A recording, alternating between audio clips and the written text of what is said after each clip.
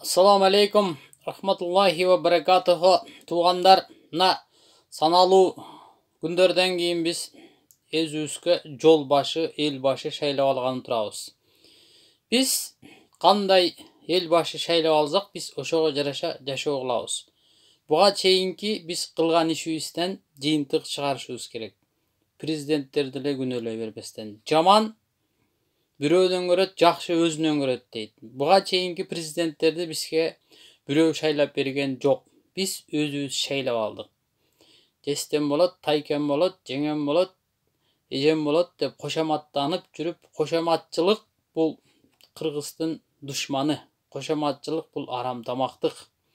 Биз кошоматтанбай, таза адилеттүү, сабаттуу олигарх-малигархтар менен бирикпеген, эч кимге көз карандысыз болгон, элге кызмат кыла турган президент шайлап алышыбыз керек. Мен ошондой таза, тайманбаган, сабаттуу президент катары Бактыбек Калмаматовду тандоого чакырат элем. Себеби бул жигиттин буга чейинки кылган иштеринде бир калпыстык иши жок экендигин, болбосо бул азырга чейин сурагын берип камоого алынат эле.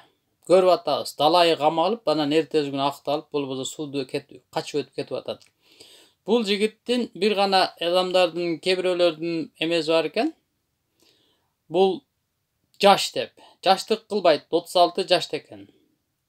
Жусуп Абдурахманов 26 жашында Кыргыз мамлекетин жетектеген, бүгүнгө чейин тамшанып сөз кылабыз. Ошол эле Баяли Исакеев, Касым Тыныстанов, Төрөкул Айтматов деген аталарыбыз бардыгы 40 жашка жеткен эмес, репрессиянын курмандыгы болобуз. Мына ошолордун мезгилинен бери Кыргызга ортодо Исхак Разаковдон башка бир татыктуу инсан, ооз каларлык, мактай турган инсандар аз болуп атат, чанда болуп атат. Биз татыктуу, күчтүү инсанды тандап алышыбыз керек. Мына ошол Бактыбек Калмаматов. Буну эч качан жаштык кылбайт.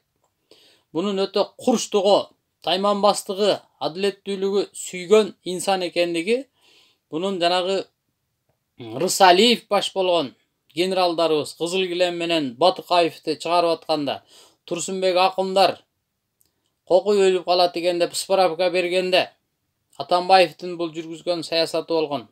Ошонун негизги макулдугу менен чыгып кеткен. Бир депутат, азыркы фракция лидери, мына азыркы чимкириктердин арасында 70-80 отурат. Ошолордун бирөө каршы чыгып башын көтөрүп сүйлөй алган эмес. Себеби булар Атамбаевдин жүргүзгөн саясатына каршы чыккан болуп калат эле. Коркуп отурушкан, башын катып. Мына ошондо 27 жашында коркпостон, адамдардын, ошол жанындагылардын эскертүүлөрүнө карабастан, кой, бул баш кесер, сенин башың кетип калбасын деп берген эскертүүлөрүнө карабастан, коркпостон каршы тургандыгы бунун чыныгы мекенди сүйгөн, адилеттүүлүктү сүйгөн инсан экендигин далилдеп турат. Биз кимдир бирөөгө көз каранды болбогон, адилеттүү, таза, жана дагы сабаттуу инсанды шайлап алайлы, туугандар. Мен барыңыздарды ушул Бактыбек Калмаматовду таза, татыктуу инсан катары баалап шайлоого чакырат элем. Биз адашпайлы. Биздин адашканыбыз хандын адашканы болот.